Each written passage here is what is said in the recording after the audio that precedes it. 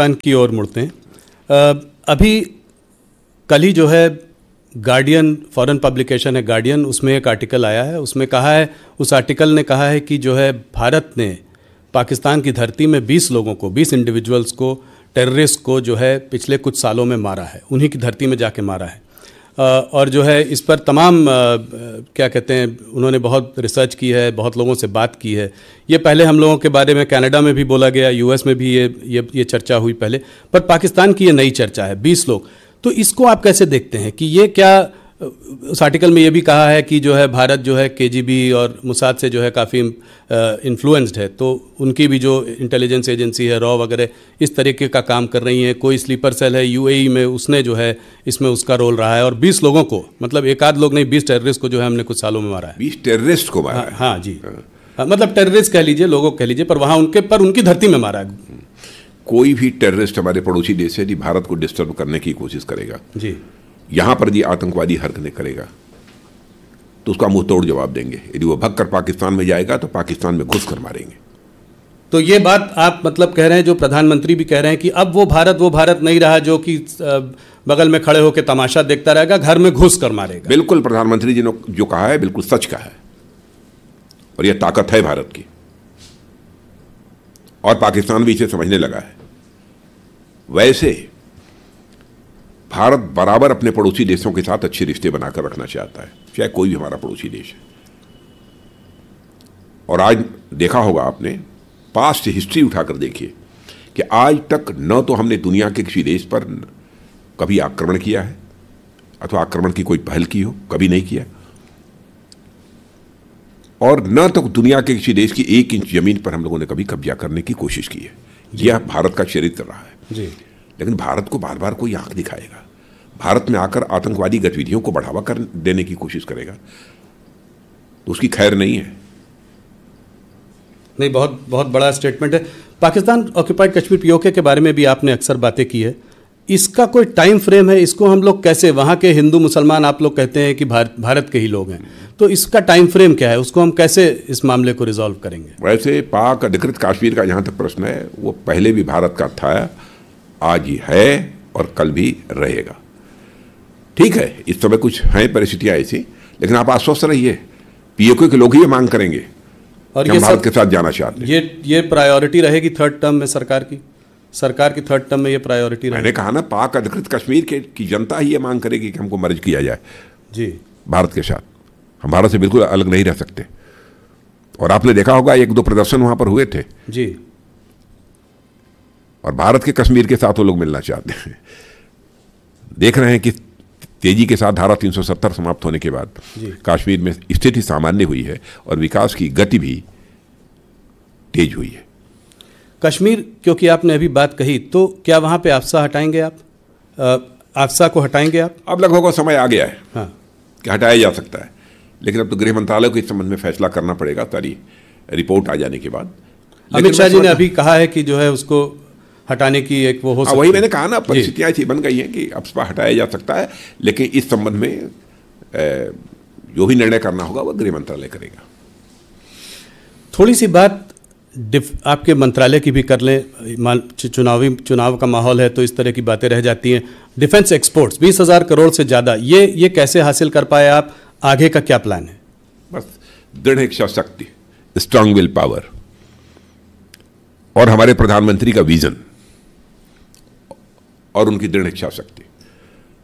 उन्होंने कहा हर मामले में भारत आत्मनिर्भर बनना चाहिए। यदि हर मामले में भारत को आत्मनिर्भर बनना है तो उसे रक्षा के मामलों में भी भारत को आत्मनिर्भर बनना चाहिए। एक उनका यह संकल्प था, और उसी संकल्प के आधार पर हम लोगों ने अपने कदम आगे बढ़ाए, और आज 20,000 करोड़ से अधिक का, लगभग 21,000 करोड़ रुपए का हमारा एक्सपोर्ट का टारगेट ये पहुंच गया है। और आप देखिएगा आगामी कुछ ही महीनों के अंतर्गत ये और अधिक आगे बढ़ने वाला है। 2014 में जब हम लोग आए थे, उस समय रक्षा उपकरणों का जो एक्सपोर्ट होता था वो बामुश्किल 900 करोड़ या कुछ ऐसे ही था, आसपास था 900 करोड़। अब आप समझिए इतने ही समय में हम लोग 900 करोड़ से बढ़कर एक्सपोर्ट को 21,000 करोड़ रुपए तक ले गए। और हम लोग की बराबर कोशिश यही रहती है कि अब रक्षा उपकरण भी, चाहे टैंक हो, तोप हो, गोले हो, मिसाइल हो, एमिनिशंस हो, अब भारत में बनने चाहिए और भारतीयों के हाथों से बनने चाहिए। यहाँ तक कि इंजन भी, फाइटर प्लेन के इंजन भी, उसके लिए भी समझौता हम लोगों ने कर लिया है। इस चीज़ में हम लोग कुछ पीछे रह गए, कुछ काम धीमी गति से चल रहा है डीआरडीओ में। यही जैसे चाइना की जो नेवी है, सबमरीन हो, वॉरशिप हो, बहुत बड़ी उनकी जो है वो है। हमारे पास सिर्फ 16 ऑपरेशनल सबमरीन्स हैं। कुछ डीआरडीओ इस चीज़ में आने वाले समय में गति बढ़ेगी इसकी। तो अपना काम कर ही रहा है, 5th जनरेशन फाइटर एयरक्राफ्ट वगैरह पे। बिल्कुल ये सब सारा काम चल रहा है, तेजी के साथ काम चल रहा है। तो इसमें आपको लगता है आने वाले अगले कार्यकाल पे इस पे काम और तेजी से होगा? तेजी से हो ही रहा है।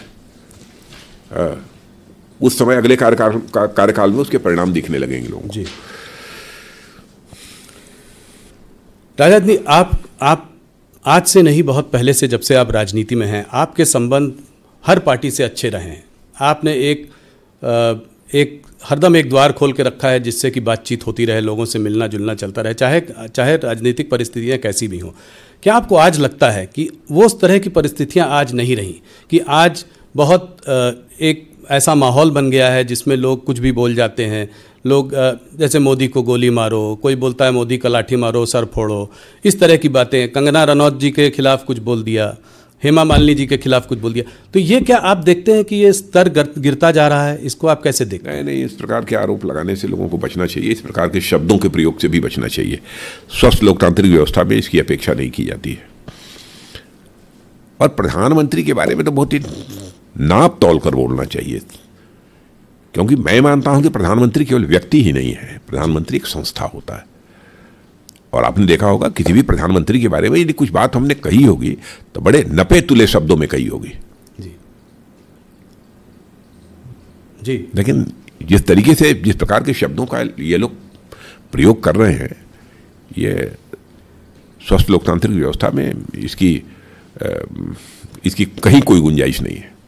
राजनाथ जी, इस चुनाव में 3 और राज्य हैं जिनका एक अहम रोल होगा आपके इस नंबर को अचीव करने में, 370 जो आप कह रहे हैं, और वो हैं बिहार, महाराष्ट्र और बंगाल। तो एक एक करके बिहार पर आपकी समझ और आपकी पकड़ बहुत अच्छी है। पूरा आप सब में पूरा बोल दे रहे हैं, ऐसे कैसे मैं मान लूं? मान लीजिए ना पार्टी बाई पार्टी, उसके बाद तो मिलेंगे हम लोग, 4 जून को तो मिलेंगे ना। जी।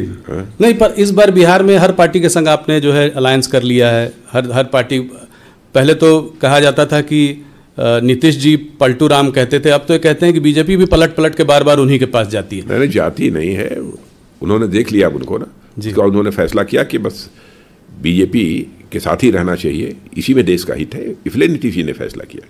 अब देखिए, नीतीश जी के बारे में जो कहना वो लोग कह देंगे, लेकिन इतनी बात सच है, उनके लंबे राजनीतिक जीवन में कभी भी कोई एक भी भ्रष्टाचार का आरोप उनके ऊपर नहीं लग पाया। ये बहुत बड़ी बात है। अरे वो हमारे साथ हैं तो सचमुच हम लोगों के लिए हर्ष का विषय है। पर 2014 के पहले से कभी मोदी जी के बारे में कुछ बोलते हैं, कभी पार्टी के बारे में कुछ और बोलते हैं, बदलते रहते हैं। फिर तो इस बार बदलने का सवाल नहीं। चलिए, तेजस्वी जी ने कहा है कि मोदी की गारंटी तो ठीक है, इस बात की गारंटी दे सकते हैं कि चाचा फिर पलटी नहीं मारेंगे।